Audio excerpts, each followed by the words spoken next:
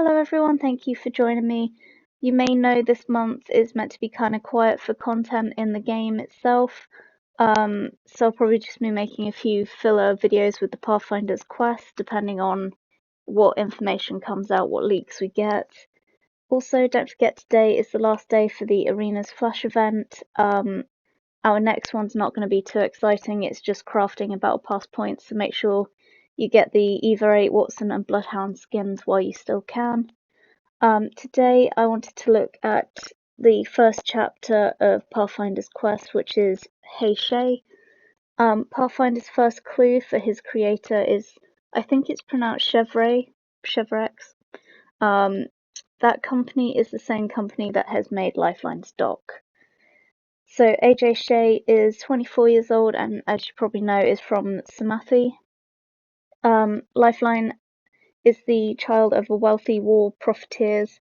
When she left home, she learned of the damage her families had caused and joined the Frontier Corps, which is a group that aids frontier communities in need.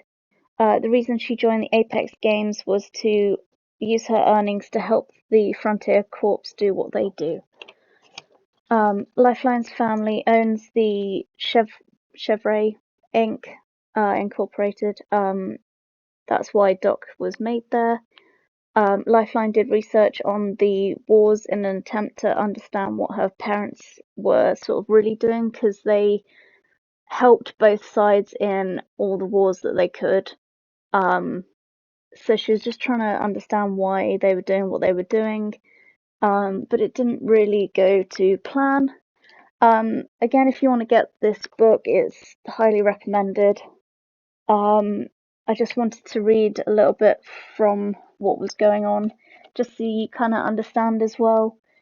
It's mostly about Hammond engineering this piece. In 2122, Sheffield's asteroid impacts St. Louis, Missouri, Earth, nearly causing a human extinction level event. An international scientific team is dispatched to the impact site led by Dr. Sam Sheffield, for whom the asteroid and the resulting canyon are named. After a 24-hour expedition deep into the impact site, Dr. Henry Hammond emerges. Reports indicate his companions died from the exposure to the powerful unknown element dubbed Element X. 5 years after the Sheffield impact, Hammond presides over an influential international corporation called Hammond Engineering. With exclusive access to Element X, they make radical, rapid breakthroughs in the contemporary understanding of physics. Meanwhile, the strain of climate change and overpopulation takes a toll on Earth's resources, and the quality of life degrades for all but the wealthy. The prospect of leaving Earth to alleviate these problems becomes so popular, but no practical solution exists to make it a reality.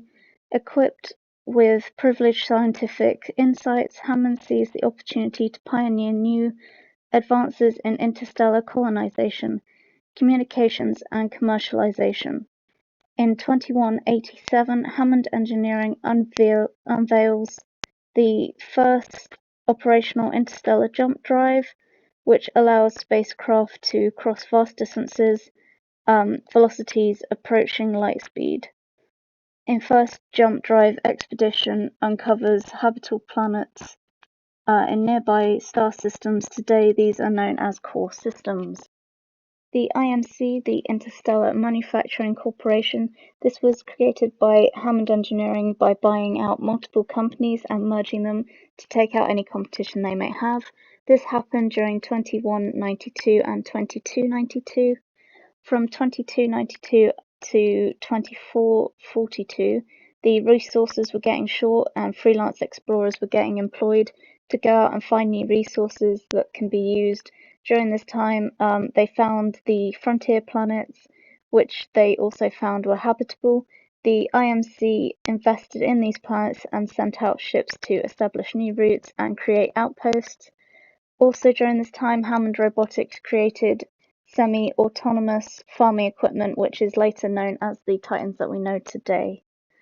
After finding out everything from her family, Lifeline left with Octane 2 Solas, where he had a gauntlet competition during her time with Octane. She found a band called the Flyer Liars. She stayed with them and filled in to play the drums when the drummer KK couldn't make it to a gig. It had been half a year and Lifeline still hadn't spoken to her parents.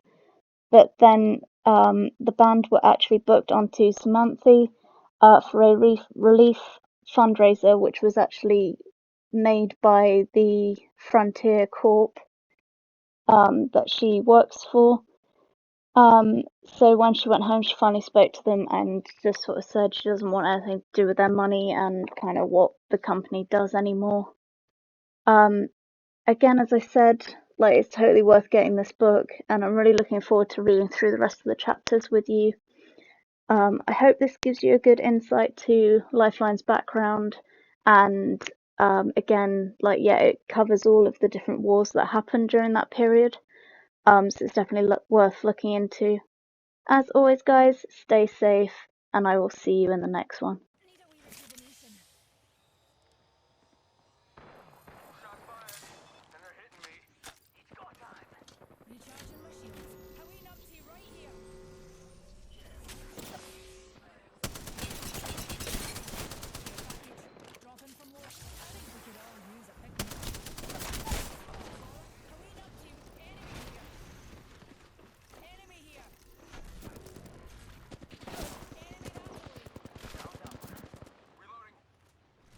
Come on, compadre, get up. Come on, come on, come on. Why, thank you, dear.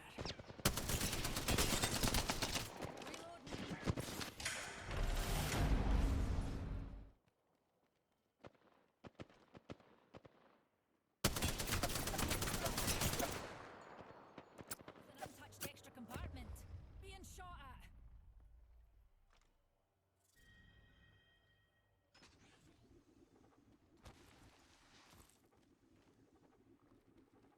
Bamboozles for the fools and souls. Got a center on my mind.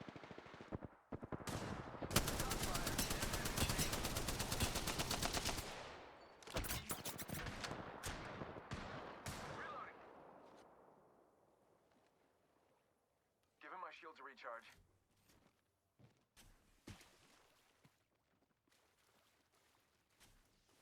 One sec. Healing up. Company. Taking fire. Wrapping up.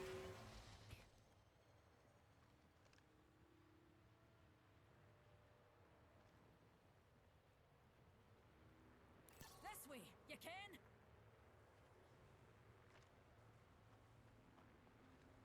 Oh, we've got a bad guy. They're close.